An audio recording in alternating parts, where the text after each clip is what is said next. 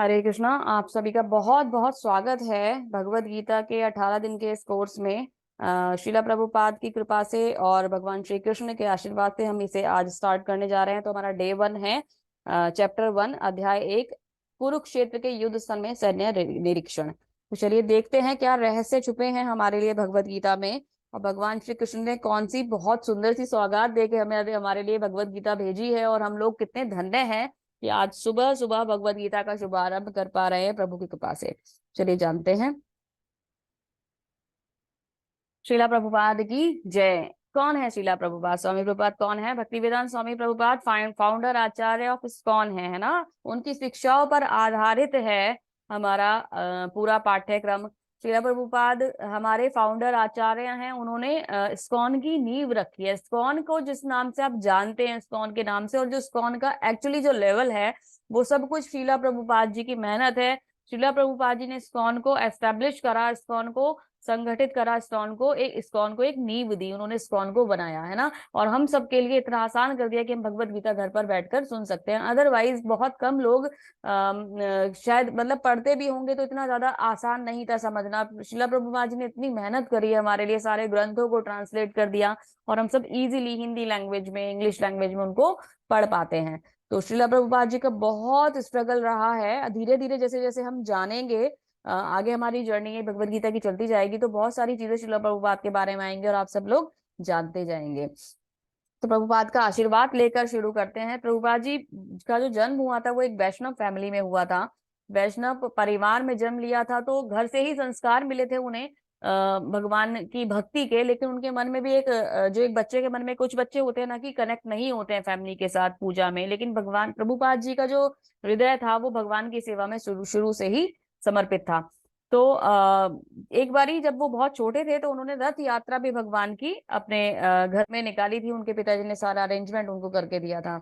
श्रीला प्रभुपाद जी के जो गुरु जी थे भक्ति सिद्धांत सरस्वती ठाकुर जी महाराज, उनके आदेश के अनुसार श्रीला प्रभुपाद जी ने जो ये हरे कृष्णा मिशन है उसको पाश्चात्य देशों में फैलाने का एक रिस्पॉन्सिबिलिटी ली। और गुरु का आदेश मानकर उस एज में प्रभुपाद जी ने वो मिशन शुरू करा जिस एज में लोग रिटायरमेंट ले लेते हैं, है ना।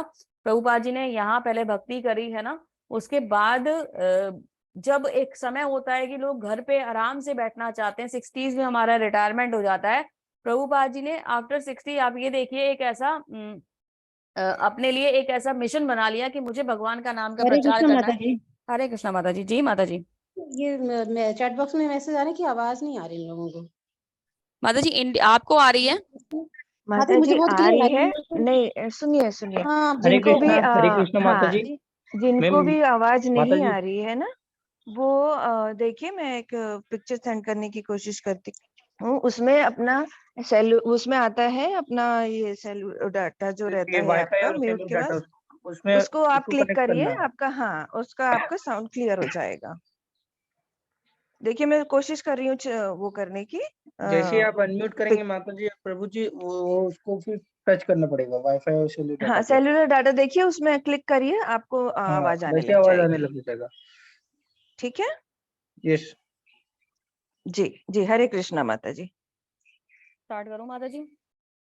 जी माता जी। कोशिश करती हूँ एक पिक्चर सेंड करने की, उससे सबको क्लियर हो जाए। तो माता आप जी स्टार्ट कीजिए माता जी। हरे कृष्णा। तो श्रीला प्रभुपाद जी ने उस एज में जब लोग रिटायरमेंट ले लेते हैं अपना एक मिशन बना लिया कि उन्हें हरे कृष्ण मिशन को बहुत आगे तक पहुंचाना है, देश विदेश तक पहुंचाना है और सबको उसका लाभ देना है।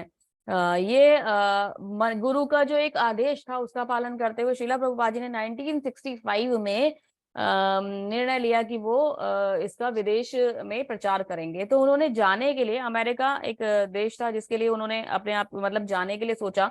तो प्रभुपाद जी को जाने के लिए एक्चुअली क्या था कि बहुत सारे पैसे भी नहीं थे और उस समय सिचुएशन ऐसी नहीं थी कि वो फ्लाइट वगैरह अरेंज करके जा पाए। तो प्रभुपाद जी ने उनके एक स्टूडेंट थी, उनसे एक रिक्वेस्ट करी कि वो कार्गो शिप के थ्रू उन्हें भेज दें। उन्होंने मना करा लेकिन फिर भी मैनेज हो गया। प्रभुपाद जी 65 में कार्गो शिप से पहुंच गए अमेरिका। अभी उन्हें 2 हार्ट अटैक का सामना भी करना पड़ा लेकिन उन 2 हार्ट अटैक्स के बाद भी उन्होंने बस यही बोला भगवान को कि प्रभु धन्यवाद, आपने मुझे बचा लिया ताकि मैं अपने गुरु का आदेश पूरा कर पाऊं। और ऐसा करते हुए उन्होंने 65 में जब वो वहां पहुंचे थे तो वहां पे कुछ भी नहीं था। एक्चुअली प्रोटेस्ट चल रहा था, हिप्पीज लोग वहां प्रोटेस्ट कर रहे थे, तो एक वॉर वगैरह का भी कुछ कॉन्सेप्ट चल रहा था वहां पे। तो प्रभुपाद जी के पास तो कुछ भी नहीं था वहां पे कि वो मतलब कहीं स्टे कर पाए, कोई जान पहचान हो, कुछ इस तरह का कुछ भी नहीं था प्रभुपाद जी के पास। उन्होंने वहां उस प्रोटेस्ट के बीच में ही बैठकर सरवाइव करा। वहां उन्होंने हरे कृष्ण का भजन करा और उन्होंने लोगों को भी उस भजन के साथ जोड़ा, लोगों को कनेक्ट करा, उन्हें प्रसादम खिलाया, और धीरे धीरे धीरे धीरे उन लोगों का भी आचरण बदल गया और वो पूरा एक ग्रुप बन गया, हरे कृष्ण मिशन बन गया। 1966 में प्रभुपाद जी ने इस्कॉन की स्थापना कर दी और बहुत सुंदर तरीके से फिर ये इस्कॉन अपना शेप लेने लगा। उनका जो बोया हुआ एक पेड़ था वो बहुत अच्छी तरीके से फलीभूत हो रहा है आज की डेट में। प्रभुपाद जी ने बहुत सारे बुक्स लिखे, बहुत सारे बुक्स थे जिससे हमें आज तक लाभ मिल रहा है। प्रभुपाद जी क्या कहते हैं कि मैं कभी भी यहाँ से नहीं जाऊंगा, मैं अपनी बुक्स के रूप में आप सबके हृदय में जिंदा रहूंगा, बुक्स में जिंदा रहूंगा। तो हम जब भी प्रभुपाद जी की कोई बुक पढ़ते हैं तो हमें ऐसा लगता है जैसे वो हमारे साथ ही है, वो हमसे बोल रहे हैं, हमें बातें कर रहे हैं, हमें समझा रहे हैं। तो कोई भी आप ग्रंथ पढ़ेंगे, कोई भी बुक उठाएंगे तो ऐसा लगता है सामने बैठे हुए गुरु हमें शिक्षा दे रहे हैं। बैक टू द गॉड बहुत अच्छी मैगजीन थी जिससे लोगों के संग बहुत ज्यादा कनेक्टिविटी उनकी बनी। ये है राधा गोविंद श्री इस्कॉन राधा गोविंद मंदिर बेंगलुरु के अर्च विग्रह, जहां से हमारा ये कोर्स प्रसारित हो रहा है। श्री राधा गोविंद की जय। बेंगलोर में स्थित है श्री श्री राधा गोविंद मंदिर। इसके अध्यक्ष हैं नाम निष्ठा दास प्रभु जी, जो कि एक बीटेक आईआईटी कानपुर के स्टूडेंट थे। उन्होंने अपने स्टूडेंट लाइफ में ही ग्रेजुएशन करने के बाद ये डिसीजन ले लिया कि वो अपना जो पूरा जीवन है वो कहाँ समर्पित कर देंगे, वो अपना पूरा जीवन कृष्ण को समर्पित कर देंगे। और प्रभु जी ने इतना मतलब एक स्ट्रॉन्ग डिसीजन लिया कि उन्होंने पूरा अपना जॉब्स वगैरह सब घर वगैरह छोड़ के वो भगवान की सेवा में लग गए। और लगभग 30 वर्षों से भी अधिक समय हो गया है प्रभु जी अपनी कृष्ण भक्ति में लगे हुए हैं। और प्रभु जी के माध्यम से हम सब लोग इस समय भगवत गीता के इन कोर्सेज को ऑनलाइन घर पे बैठकर कर पा रहे हैं। तो बहुत बहुत धन्यवाद नाम निष्ठा दास प्रभु जी को, उनके चरणों में दंडवत प्रणाम। श्रील प्रभुपाद की कृपा से, नाम निष्ठा दास प्रभु जी की कृपा से हम सब लोग धन्य हैं कि हम सब लोग भगवत गीता का पाठ कर पा रहे हैं। बहुत बहुत धन्यवाद, कोटि कोटि धन्यवाद। तो चलिए जानते हैं भगवत गीता के बारे में। ये तो इस्कॉन का थोड़ा सा इंट्रोडक्शन था, अभी भगवत गीता के बारे में जानते हैं। भगवत गीता एक महाकाव्य ग्रंथ है जिसमें हमारी सभी समस्याओं के उत्तर हैं। यह महात्मा गांधी द्वारा एक आध्यात्मिक शब्दकोश माना जाता है। ये पूरे विश्व में कई लोगों के लिए प्रेरणा की पुस्तक है। बहुत सारे लोग हैं जो एक विशेष महत्व रखते हैं समाज में और उनके लिए प्रेरणा की पुस्तक है। भगवत गीता के लिए क्या कहते हैं, जो लोग गीता का ध्यान करते हैं वे हर दिन ताजा आनंद और नए अर्थ प्राप्त करते हैं। आगे कुछ लोग क्या बोलते हैं कि जब मैं भगवत गीता पढ़ता हूँ तो महसूस करता हूँ कि भगवान ने इस ब्रह्मांड को कैसे बनाया जो इतना शानदार है। तो मतलब साइंटिस्ट तक लोग भी इस बात को मानते हैं कि भगवत गीता में कुछ तो विशेष है, भगवान में कुछ तो विशेष है। भगवत गीता एक विशाल ग्रंथ है। गीता के एक व्यवस्थित अध्ययन में लगभग 1 वर्ष का समय लगेगा। 18 डेज में भगवत गीता पूरा नहीं समझा जा सकता, इसमें 1 वर्ष का समय लगेगा। लेकिन 18 दिनों में हम क्या करेंगे, 18 दिनों में हम इसे नहीं पूरा कर सकते। हम क्या करने वाले हैं 18 डेज में, हम कृष्ण और अर्जुन के बीच के जो विचारों के प्रवाह हैं उस पर ध्यान केंद्रित करेंगे। मतलब हम अंडरस्टैंडिंग बनाएंगे भगवत गीता के लिए, ताकि हम सब तैयार हो जाएं भगवत गीता के डीप अध्ययन के लिए, नॉलेज के लिए।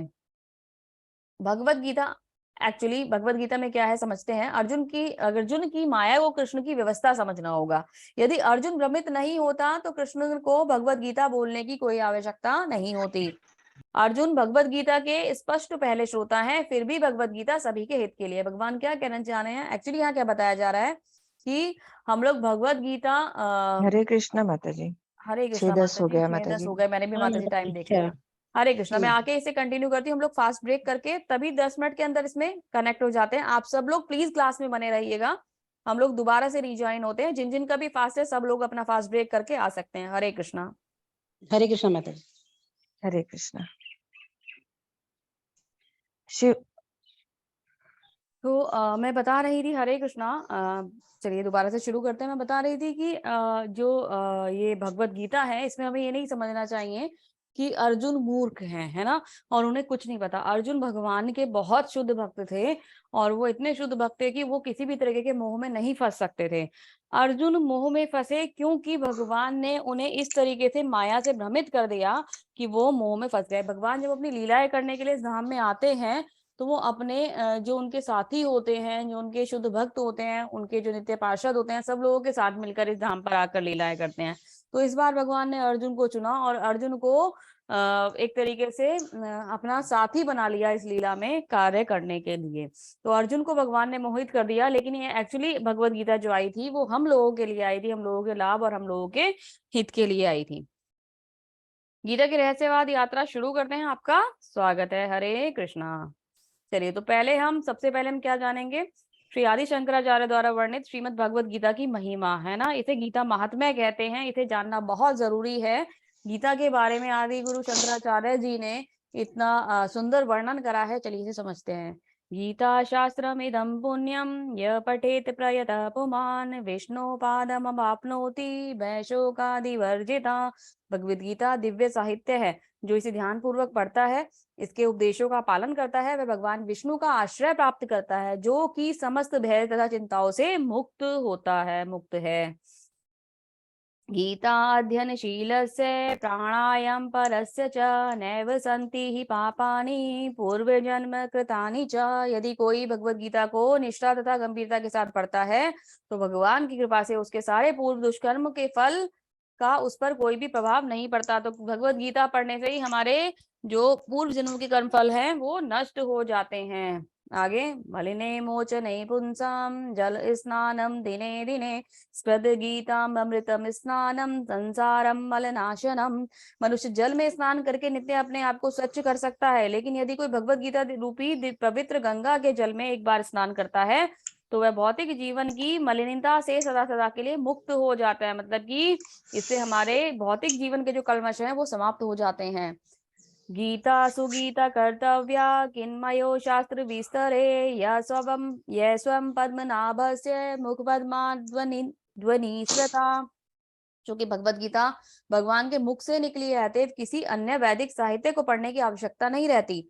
केवल भगवत गीता ही ध्यान पूर्वक तथा मनोयोग से श्रवण तथा पाठन करना चाहिए। केवल एक पुस्तक भगवत गीता ही पर्याप्त है, क्योंकि यह समस्त वैदिक ग्रंथों का सार है। इसका प्रवचन भगवान ने किया। भगवान खुद कहते हैं कि जो भगवत गीता है वो सारे वेदों का सार है। तो यदि हम भगवत गीता को अच्छे से पढ़ लेते हैं तो हमें कुछ और पढ़ने की आवश्यकता नहीं रहेगी। भारत अमृतम सर्वस्यम विष्णु वक्ता ध्वनिसतम गीता गंगोत्कंपित्वा पुनर्जन्म न विद्यते। जो गंगा जल पीता है वो मुक्ति को प्राप्त करता है, अतः उसके लिए क्या कहा जाए जो भगवत गीता का अमृत का पान करता हो। भगवत गीता महाभारत का अमृत है और इसे भगवान श्री कृष्ण ने स्वयं सुनाया है, तो इससे बड़ा अमृत तो कुछ और हो ही नहीं सकता। सर्व उपनिषदो गावो दोग्धा गोपाल नंदनः पार्थो वत्स सुधी भोक्ता दुग्धम गीतामृतम महत्। यह गीतोपनिषद भगवद गीता जो समस्त उपनिषदों का सार है, गाय के तुल्य है और ग्वाल बाल के रूप में विख्यात भगवान कृष्ण इसको धू रहे हैं। भगवद गीता क्या है? गाय है और भगवान उसका दूध निकाल रहे हैं। अर्जुन बछड़े के समान है और सारे विद्वान तथा शुद्ध भक्त भगवद गीता के अमृत का दूध पान कर रहे हैं, है ना। तो क्या है कि हम लोग भी इसका अमृत चख सकते हैं। एकम शास्त्रम देवकी पुत्र गीतम एकम देवो देवकी पुत्र एव एको मंत्रस्य नामानि यानि कर्मापेकम तस्य देवस्य सेवा। आज के युग में लोग एक शास्त्र, एक ईश्वर तथा धर्म तथा एक व्यक्ति के लिए अत्यंत उत्सुक है। अतएव सारे विश्व के लिए केवल एक शास्त्र भगवद गीता हो, सारे विश्व के लिए एक ईश्वर हो, देवकी पुत्र कृष्ण श्री कृष्ण, एक मंत्र एक प्रार्थना हो, उसका उनके नाम का कीर्तन, हरे कृष्ण कृष्ण कृष्ण हरे हरे, हरे राम राम राम हरे हरे, और केवल एक ही कार्य हो, भगवान की सेवा। और ये अगर हो जाए तो सब कुछ कितना सुंदर बन जाए, है चारों तरफ कृष्ण ही कृष्ण हो जाए। गीता महात्म्य के इन सुंदर शब्दों के साथ हम भगवत गीता के इस अध्याय का आरंभ करते हैं। अर्जुन विसर्ग योग, है ना। एक्चुअली क्या है, ये सेटिंग ऑफ द सीन है। एक्चुअली भगवत गीता में जब महाभारत में जब युद्ध होने वाला था, तो युद्ध होने से पहले कुछ समय पहले अर्जुन भगवान को बोलता है कि कुछ कंफ्यूजन हो रहा है और मेरा रथ जो है अब दोनों सेनाओं के मध्य में ले चलो। तो वहां जो सिचुएशन चल रही है वो पूरी की पूरी सिचुएशन यहाँ एक्सप्लेन करी जा रही है कि अभी होने वाला क्या है। युद्ध शुरू नहीं हुआ है, उससे पहले सब कुछ कंफ्यूजन और ये सारी चीजें चलेंगे। इसमें 3 कैरेक्टर आएंगे जो बहुत इंपॉर्टेंट है, उनको आज हम समझेंगे, है ना। तो जानते हैं यहाँ क्या होता है और क्या क्या वार्तालाप होती है। धृतराष्ट्र उवाच धर्मक्षेत्रे कुरुक्षेत्रे संवेतायुयुत्सवः मामका पांडवाश्चैव किम अकुर्वत संजय। धृतराष्ट्र ने कहा, हे संजय, धर्मभूमि कुरुक्षेत्र में युद्ध की इच्छा से एकत्र हुए मेरे तथा पांडु के पुत्रों ने क्या किया। तो एक कैरेक्टर कौन है, वो है धृतराष्ट्र। धृतराष्ट्र एक ऐसा कैरेक्टर है, अगर ये नहीं होता तो भगवत गीता हम तक नहीं पहुंचती, क्योंकि महाभारत का युद्ध ही नहीं होता। हालांकि भगवान को जो करना होता है वो तो भगवान करते ही हैं, किसी और तरीके से पहुंचाते, लेकिन सिचुएशन ऐसी नहीं होती। धृतराष्ट्र वो कैरेक्टर है जिसने सारा का सारा एक्चुअली सीन क्रिएट कराया था। धृतराष्ट्र की जो इच्छा थी वो बहुत लोभी व्यक्ति था। वो था देखने में तो देख नहीं सकता था, अंधा था, लेकिन वो जो व्यक्ति कहते हैं ना कि अकल से भी अंधा होता है, तो धृतराष्ट्र के संग वही वाली सिचुएशन थी, वो अकल से भी अंधा था। उनके मन में इतना लोभ, इतना लालच था कि उन्होंने अपना जो इच्छाएं थी वो अपने बच्चों के ऊपर भी लागू कर दी। राज्य को भोग करने की इच्छा इतनी प्रबल थी कि उन्होंने अपने बच्चों को भी उन्हीं लालसा में बड़ा कर लिया और ये महाभारत का युद्ध करा दिया। क्या कह रहे हैं धृतराष्ट्र, कह रहे हैं कि हे संजय, धर्मभूमि में कुरुक्षेत्र की इच्छा से एकत्र हुए मेरे तथा पांडु के पुत्रों ने क्या किया। तो ये सेंटेंस देखिए, मेरे तथा पांडु के पुत्रों ने क्या किया, है ना। पांडु के पुत्र बता दिया उन्हें, कुरु मतलब क्षेत्र में इकट्ठे हुए हैं ये, तो उसे डर ये लग रहा है कि कुरुक्षेत्र जो है वो धर्म का स्थान है, कहीं ऐसा ना हो जाए धर्म के पवित्र स्थान पर मेरे पुत्रों जो अधर्मी हैं उनके ऊपर धर्म का प्रभाव पड़ जाए, क्योंकि कुरुक्षेत्र जो है बहुत ही ज्यादा पवित्र स्थान माना जाता है। देवी देवता भी वहां के दर्शन के लिए उत्सुक रहते हैं। तो कुरुक्षेत्र का प्रभाव मेरे बच्चों पर ना पड़ जाए, कहीं युद्ध कैंसिल ना हो जाए, उसको टेंशन हो रही है ना। और वो ये सोच रहा है, पूछ रहा है क्या किया क्या किया, बताओ भाई, युद्ध के लिए गए हैं तो युद्ध ही करेंगे ना, जब तुमने युद्ध तक पहुंचा दिया तो युद्ध करेंगे। लेकिन उसको कंफ्यूजन है, कहीं मेरा जो बेटा है वो कंफ्यूज ना हो जाए, वो युद्ध से मना ना कर दे, जबकि ऐसा होने वाला नहीं है। महाभारत में वर्णित धृतराष्ट्र संजय की वार्ताएं इस महान दर्शन के मूल सिद्धांत का कार्य करती हैं। माना जाता है कि इस दर्शन की प्रस्तुति कुरुक्षेत्र के युद्ध स्थल से हुई, जो वैदिक युग में पवित्र स्थल रहा है। इसका प्रवचन भगवान द्वारा मानव जाति के पथ प्रदर्शन हेतु किया गया, जब वे इस लोक में स्वयं उपस्थित थे। भगवान स्वयं इस धराधाम पर आए थे, तब ये सुंदर प्रवचन हुआ। अगला कैरेक्टर आता है जी दुर्योधन। दुर्योधन क्या कहता है, दुर्योधन जिसको उसके पिता ने धृतराष्ट्र ने बिल्कुल अपने गुणों के साथ बड़ा करा था, और उससे भी 4 गुण फालतू ही देके बड़ा करा होगा, तो वो बहुत अजीबोगरीब कैरेक्टर है। चलिए उसके बारे में भी जानते हैं। संजय ने कहा, हे राजन, पांडु पुत्रों द्वारा सेना की व्यूह रचना देखकर राजा दुर्योधन अपने गुरु के पास गए और ये शब्द कहे। अभी राजा बना दिया दुर्योधन को, जो अभी राजा था नहीं उसको राजा दुर्योधन कह दिया। राजा दुर्योधन क्यों कह रहा है, राजा दुर्योधन कह रहा है ताकि जो धृतराष्ट्र है उसके मन में थोड़ी शांति बढ़ जाए, हाँ हाँ मेरा बेटा ही राजा बनेगा और कोई राजा नहीं बनने वाला। तो कह रहा है कि राजा दुर्योधन ने गुरु के पास जाकर ये शब्द कहे। अभी राजा दुर्योधन को देखना जरा कितनी सेंस है बात करने की। हे आचार्य, पांडु पुत्रों की विशाल सेना को देखें, जिससे आपके बुद्धिमान शिष्य द्रुपद के पुत्र ने इतने कौशल से व्यवस्थित करा है। अपने जो टीचर है, गुरु जो है उनके, द्रोणाचार्य, उनको वो एक तरीके से टीज कर रहा है, एक तरीके से उन्हें परेशान कर रहा है। देखो जैसे कहते हैं ना ताना मारना, कमेंट करना, वो कह रहे देखो देखो तुमने इसे रेडी करा था ना द्रुपद के पुत्र को, कितने अच्छे से तुमने सब कुछ सिखाया था। द्रुपद के पुत्र एक्चुअली क्या है, धृष्टद्युम्न जो है उसको द्रुपद जो थे इनकी पहले फ्रेंड थे द्रोणाचार्य और द्रुपद, फिर उनकी जो थी एक तरीके से कह लीजिए कुछ मित्रता में कुछ दिक्कत आ गई थी, तो वो एक दूसरे के ये तो नहीं थे, लेकिन द्रुपद जो था वो उनको शत्रु मानने लग गया था। तो उसने जो धृष्टद्युम्न था वो इसीलिए उसके यज्ञ के द्वारा उसको लिया था कि ताकि मैं द्रोणाचार्य का वध करवा सकूं। लेकिन जब उस धृष्टद्युम्न को भेजा गया द्रोणाचार्य से शिक्षा दिलाने के लिए, तो उन्होंने अपने मित्र जो अब मित्र नहीं रहा उसके पुत्र को, जबकि वो जानते थे कि मेरी मृत्यु का कारण होगा, उसे स्वीकार करा, क्योंकि वो एक गुरु थे और उन्होंने अपने पद से, अपने जो उनका कर्तव्य था उससे पीछे बिल्कुल भी नहीं हटे और सारी शिक्षाएं वैसे ही दी जैसे वो एक अन्य शिष्य को अपने देते।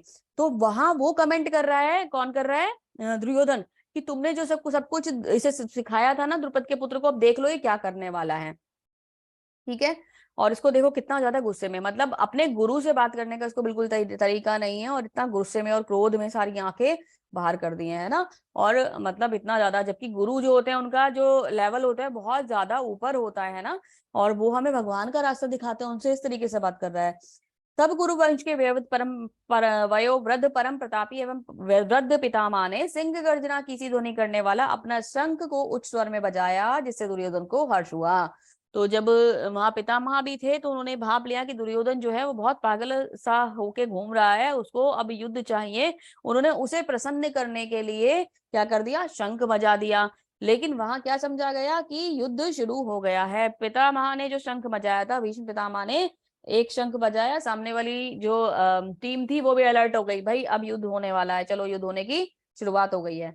तत्वश्रेते हर्ते युक्त महती स्ययन्दे स्थितो माधवं पांडवाश्चैव दिव्ये शंको प्रथम उत्तम प्रथमतु। दूसरी ओर से श्वेत घोड़ों द्वारा खींचे जाने वाले विशाल रथ पर आसीन कृष्ण तथा अर्जुन ने भी अपने अपने दिव्य शंख बजा दिए। कृष्ण भगवान के शंख का नाम है पंचजन्य, और इनके अर्जुन के शंख का नाम है देवदत्त, है ना। इन्होंने अपने अपने शंख बजा दिए, इन्होंने भी बहुत सुंदर ध्वनि कर दी। उन्हें लगा कि ये जो मतलब क्या कहते हैं, युद्ध का जो है आरंभ हो गया है और अब हमें युद्ध करना है। तो उधर से उन्होंने उसे प्रसन्न करने के लिए शंख बजाया, और इधर से युद्ध का आरंभ हो गया, युद्ध का आरंभ की घोषणा हो गई, युद्ध आरंभ नहीं हुआ भाई। अतव्यवस्थिता दृष्टान धृतराष्ट्र कपिध्वजा पर्वते शास्त्र संपाते धनुरुद्धमय पांडवा ऋषिकेशम तदा वाक्यम मिरमाहा महीपते। उस समय हनुमान से अंकित ध्वजा वाले, ध्वजा लगे रथ पर आसीन पांडुपुत्र अपना धनुष उठाकर तीर चलाने के लिए उद्यत हुआ। हनुमान जी की ध्वजा लगी हुई है, उनके ऊपर विजय पताका लगी हुई है। हनुमान जी है वहां पे क्योंकि स्वयं भगवान है वहां पे, तो जहां भगवान होते हैं वहां उनके भक्त भी होते हैं, है ना। और वो तीर, अर्जुन जो था तीर चलाने के लिए उद्यत हुआ, लेकिन तीर चलाया नहीं। हे राजन, धृतराष्ट्र के पुत्रों के को व्यू में खड़ा देकर अर्जुन ने श्री कृष्ण से ये वचन कहे। तीर चलाने वाला तो था पर तीर नहीं चलाया, और क्या करा, भगवान श्री कृष्ण से ये वचन कहे। अभी शुरू हो गया है अर्जुन का प्रोग्राम। अर्जुन ने कहा, हे अच्युत, कृपया करके मेरा रथ दोनों सेनाओं के बीच में ले चलिए, जिससे मैं यहाँ युद्ध के अभिलाषा रखने वाले और शस्त्रों की इस महान परीक्षा में जिनसे मुझे संघर्ष करना है उन्हें देख सकूं। भगवान ने अपना जादू चला दिया। अर्जुन ने बोल दिया, मेरा रथ दोनों के बीच में ले चलो, दोनों सेनाओं के बीच में, और मुझे दोनों सेनाओं को देखना है, कौन कौन युद्ध करने वाला है, मैं उन्हें देखना चाहता हूँ। अर्जुन ने वहां दोनों पक्षों की सेनाओं के मध्य में अपने चाचा ताऊओं, पितामहों, गुरुओं, मामाओं, भाइयों, पुत्र पौत्रों, मित्रों, ससुरों तथा शुभचिंतकों को देखा। सबको देख लिया कौन कौन खड़ा है, भाई ये मेरे रिश्तेदार हैं, सारे रिश्तेदार हैं, ये सब खड़े हुए हैं, ये सब अभी यहाँ पे दिखाई दे रहे हैं, थोड़ी देर में मर जाएंगे। अर्जुन उवाच दृष्टमेवं स्वजनं कृष्णं युत्सं सम उपस्थितं सदन्ति मम गत्राणि मुखं च परिश्रूयति। हरे कृष्णा। अर्जुन ने कहा, हे कृष्ण, इस प्रकार युद्ध की इच्छा रखने वाले मित्र तथा संबंधियों को अपने समक्ष उपस्थित देखकर मेरे शरीर के अंग कांप रहे हैं और मुंह सूखा जा रहा है। कृष्ण, मुझे डर लग रहा है, मेरे हाथ पैर कांप रहे हैं, मेरा मुंह सूख रहा है, मैं युद्ध कैसे करूं, ये तो सब मेरे अपने हैं। हे कृष्ण, इस युद्ध में अपने ही सज्जनों का वध करने से ना तो मुझे कोई अच्छाई दिखती है और ना ही उसमें किसी प्रकार की विजय राज्य सुख की इच्छा रखता हूँ। मुझे विजय की, राज्य की कोई इच्छा नहीं है, ये तो सब मेरे अपने हैं, मैं इन्हें मारकर कैसे राज्य भोग सकता हूँ। हे कृष्ण, ये तो बहुत ही बड़ी गलत बात हो जाएगी। हे कृष्ण, ये मुझे बिल्कुल भी अच्छा नहीं लग रहा है, ये तो मेरे अपने हैं। मोह आ गया, शुरू हो गया मोह आना, है ना। और वो मोह माया में फंस गया, मोह जाल में फंस गया, और क्या कह रहा है कि ये तो मेरे अपने हैं, इन्हें मैं मारकर युद्ध की इच्छा रखकर कैसे राज्य को सुख भोग सकता हूँ, ये मुझे अच्छा नहीं लग रहा है। हे गोविंद, हमें राज्य सुख अथवा इस जीवन से क्या लाभ, क्योंकि जिन सारे लोगों के लिए हम उन्हें चाहते हैं वे इस युद्ध भूमि में खड़े हैं।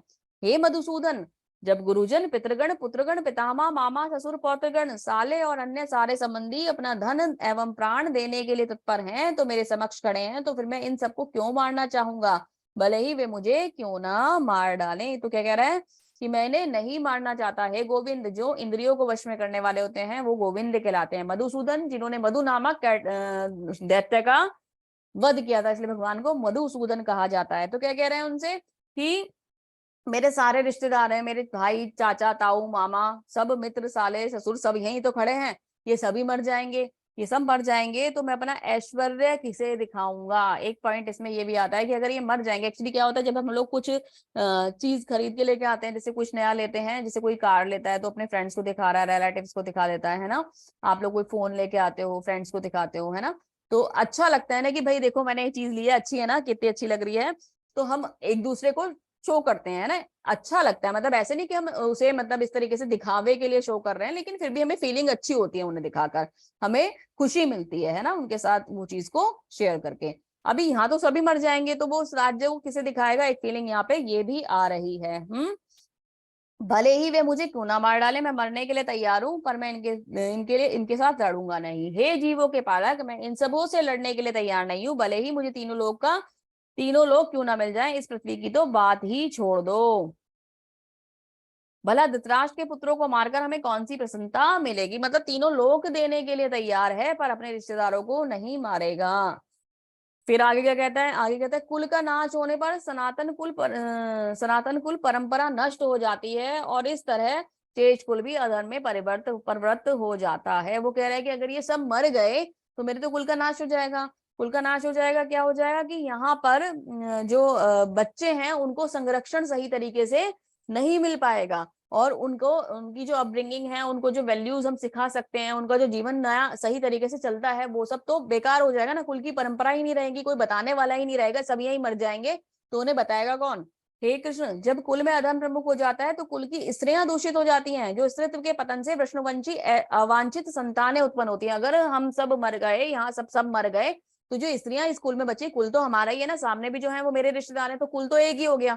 तो जब यहाँ सब मर जाएंगे तो हमारे यहाँ केवल स्त्रियां बचेंगी, और वो दूषित हो जाएंगे, क्योंकि दूसरे लोग उनका उपभोग कर सकते हैं, वो अवांछित संतानों को जन्म देंगी, और क्या होगा, उससे हमारी जो परंपराएं हैं वो नष्ट हो जाएंगी, मेरे पितरों का तो कोई पिंडदान करने वाला भी नहीं बचेगा। तो इस तरीके से अर्जुन जो है वो अपना पूरा शोक व्यक्त कर रहा है। आगे जानते हैं अर्जुन क्या कहते हैं। षड्करो नरका एव कुलाग्ना कुलस्य च पतन्ति पितरो होश्या लुप्ति पिंडोदक क्रिया। अवांछित संतानों की वृद्धि से निश्चय ही परिवार के लिए तथा पारिवारिक परंपरा को विनष्ट करने वालों के लिए नारकीय जीवन उत्पन्न हो जाएगा। ऐसे पतित कुलों के पुरखे जो गिर जाते हैं, क्योंकि उन्हें जल और पिंडदान देने की क्रियाएं समाप्त हो जाती है। जब मेरे कुल में कोई बचेगा ही नहीं, तो मेरे जो पितर हैं, जो मेरे पुरखे हैं, उन्हें तो पिंडदान भी नहीं मिलेगा, और उन्हें तो जल भी नहीं मिलेगा, वो तो पतित हो जाएंगे, गिर जाएंगे। अर्जुन के ये सारे दुखों को सुनकर संजय ने कुछ कहा। संजय क्या बोलता, संजय उवाच एव मुक्तवार्जुनः सांख्ये रत उपस्थिते उपविशत् विसृज्य शशरं चापं शोक संविग्रन मानसः। संजय ने कहा, युद्ध भूमि में इस प्रकार कहकर अर्जुन ने अपना धनुष बाण एक ओर रख दिया, और शोक संतृप्त चित्त के से रथ के आसन पर बैठ गया, छोड़ दिया उसने धनुष। लो भाई, अब मेरे से नहीं होगा, मैं तो बहुत टेंशन में आ गया हूँ,